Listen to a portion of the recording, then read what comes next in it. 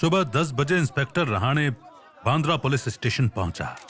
उसने देखा कि पुलिस स्टेशन के बाहर मीडिया की भीड़ लगी हुई थी। जब तक मीडिया इंस्पेक्टर रहाणे को देख समझ पाती कि यही इन्वेस्टिगेशन ऑफिसर है, तब तक रहाणे अंदर जा चुका था। पूरे थाने में अफरा तफरी मची हुई थी। उसने हेड कांस्टेबल को आवाज दी, ओए तांबे, जरा इधर तो आ। तू मेरे को ये बता, इधर कोई लफड़ा हो रहा है क्या? तांबे ने तुरंत सैल्यूट मारा। सलाम साहब। साहब वो मोहन था ना, उसका कल से ही गला दुखरेला था। दर्द से उसकी वाट लगी हुई थी साहब। वो आज सुबह निकल लिया। गला चौक था तो उसको हॉस्पिटल में डालने का था ना। तांबे उसके पास आया और मुंह को कान के पास ले गया। नहीं साहब, मोहन उस तांत्रिक को उंगली किया था ना, मेरे को डाउट है उसी ने मोहन का गेम किया है। ये तांबे, कुछ भी मत बक। हाँ, वो भोसड़िया तांत्रिक लॉकअप में बंद है ना, फिर कैसे टपकाया मोहन को वो? कौन सा लॉकअप साहब, वो तो गया सुबह ही। उसको कोर्ट में पेश करने का था ना। इंस्पेक्टर रहाणे को भी याद आया कि 24 घंटे से पहले तांत्रिक को कोर्ट में पेश करना था। फिर तांत्रिक की तरफ से भी बेल की अपील होने वाली थी। अच्छा, फिर मोहन कैसे मरा? अपुन सुना साहब, जादू से मारा उसको। मैंने देखा रात वो तांत्रिक बस मोहन को घूर के देखा और सुबह मोहन खलास। ए, बस करना तांबे, जादू टोना तो बस ड्रामा है बे, बस ड्रामा। रियल गेम तो कुछ और ही है, और उस गेम का अपने को पता लगाने का है। तुम जानो साहब। ठीक है, अभी मैं कोर्ट निकलता हूँ। एक बार उस हरामी का बेल हो गया ना, तो साला कभी हाथ नहीं आएगा। कोई अपडेट मिले तेरे को तो मुझे तुरंत कॉल करना, ओके? हो साहब। इंस्पेक्टर रहाणे 11 बजे कोर्ट पहुंचा। तब तक तांत्रिक का केस शुरू नहीं हुआ था। तांत्रिक अपने वकील के कैबिन में बैठा था। 4 सिपाही उसकी निगरानी के लिए कैबिन के बाहर खड़े थे। कैबिन के अंदर तांत्रिक के अलावा 2 वकील और एक तांत्रिक का चेला मौजूद था। इंस्पेक्टर रहाणे को देखते ही वहां सब चुप हो गए। रहाणे ने सभी की शक्ल एक एक बार देखी, फिर कड़क कर बोला, मेरे को 2 मिनट इस बाबा से बात करने का है, प्राइवेट में, समझा ना? जिसको ऑब्जेक्शन हो वो इधर ही रुके, बाकी बाहर वेट करो। दोनों वकील और चेले की निगाह तांत्रिक से मिली।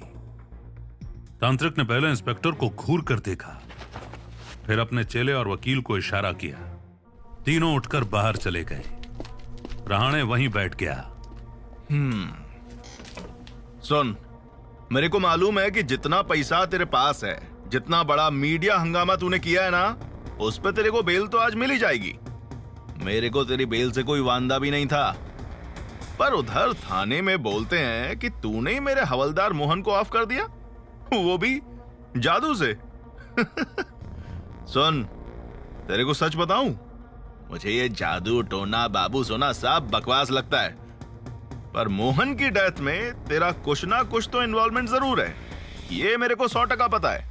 तो मेरे तांत्रिक बाबा, तू बप्पा से रिक्वेस्ट कर कि तुझे बेल ना मिले, क्योंकि अगर तू मुझे खुला घूमता दिखा ना। अचानक तांत्रिक को हंसता देखकर इंस्पेक्टर रहाणे हड़बड़ा गया।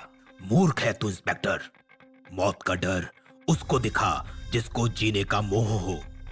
तेरी इन गीदड़ भपकियों से मैं नहीं डरता, पर मैं तुझे इतना जरूर बता दूं कि तेरे हवलदार की मौत में मेरा नहीं, उसी फ्लैट नंबर 2802 का हाथ है, जिसकी वजह से तेरी नींद उड़ गई है। अभी तक आदमी मर्डर करता था, अभी फ्लैट मर्डर करने लगा। हाँ? तेरी सिमटी बुद्धि में ये बात नहीं घुसेगी इंस्पेक्टर। जब तू वाकई सच सुनना चाहता हो तब मेरे पास आना, मैं तुझे निराश नहीं करूंगा। तेरे को बोला ना, जादू टोने रंडी रोने की कहानी नहीं सुनानी मेरे को। सच बता, सच कैसे मारा तूने हवलदार को? तांत्रिक ने उसे बीच में ही टोक दिया। अहंकार से भरा हुआ है तू, तेरा अंजाम भी बुरा होगा। इतना जान ले, 2 शरीर वो खा चुका है, एक शरीर उसकी वजह से मृत्यु को प्राप्त हुआ है। अब वो बहुत खतरनाक हो रहा है, तो उसको रोक नहीं पाएगा, पर कम से कम उस बिल्डिंग में और किसी को मरने से तो बचा ले। रहाणे गुस्से में उठ खड़ा हुआ। Shut up! बहुत हो गई तेरी मचमच। सीधी तरह नाम बता, तू किसकी बात कर रहा है? तांत्रिक ने अचानक उसे घूर कर देखा। वरना रहाणे उसकी आंखें देखकर सहम गया। तांत्रिक की आंखों में एक अलग ही ताकत दिखने लगी थी। इंस्पेक्टर के मुंह से जवाब नहीं निकला।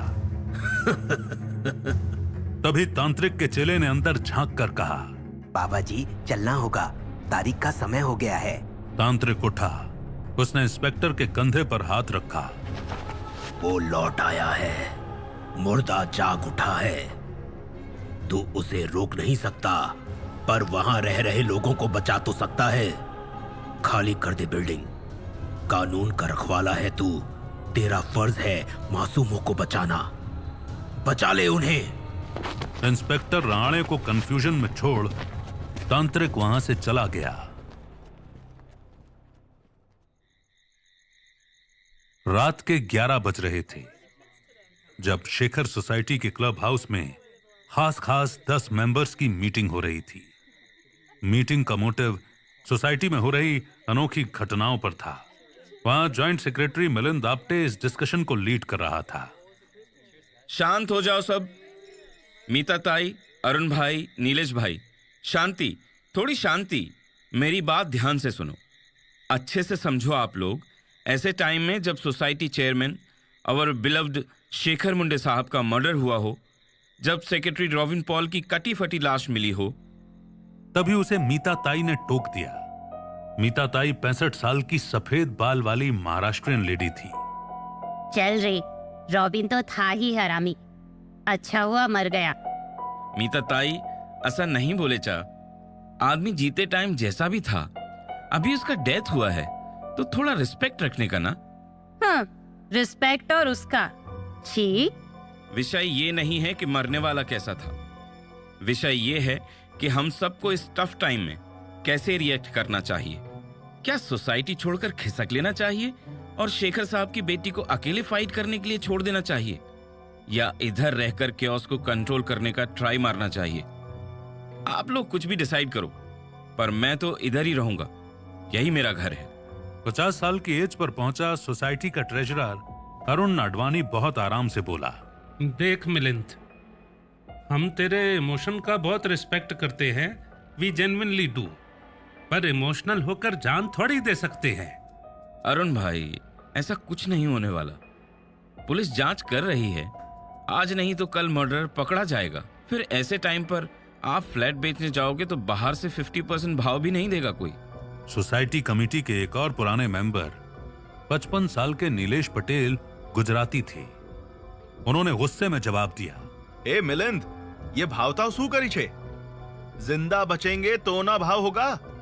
तेरा वो इंस्पेक्टर, वो पकड़ेगा कातिल को, वो कातिल को पकड़ के फांसी पे लटकाएगा।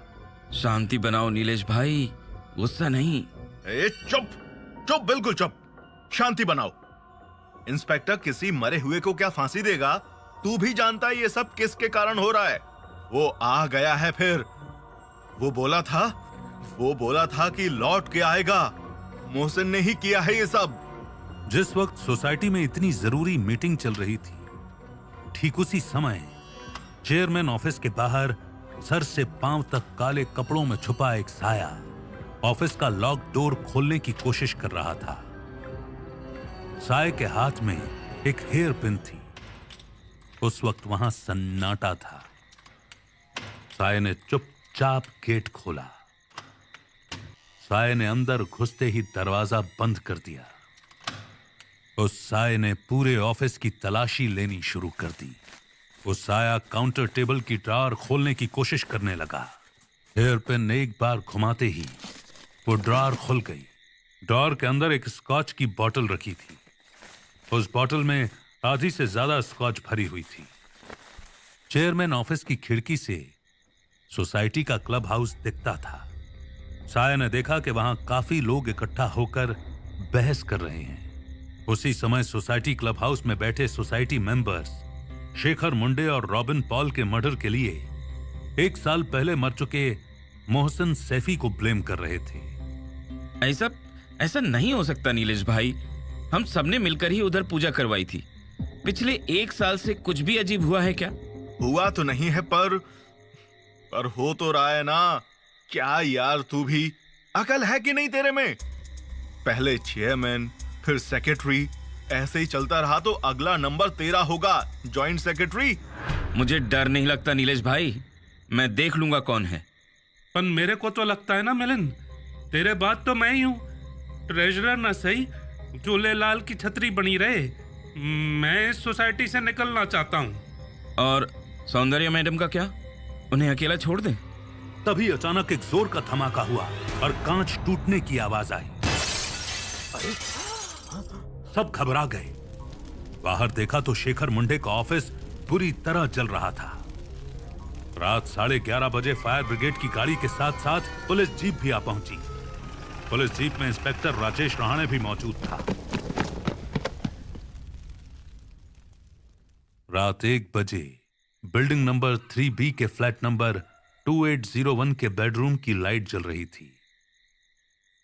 महेश अग्रवाल नर्वस होकर इधर उधर वॉक कर रहा था। महेश का शरीर भारी था। उसके सर पर न के बराबर बाल थे। इस वजह से उसकी 40 की उम्र 50 से ऊपर लगती थी। इस वक्त उसके सर पर सफेद पट्टी बंधी हुई थी।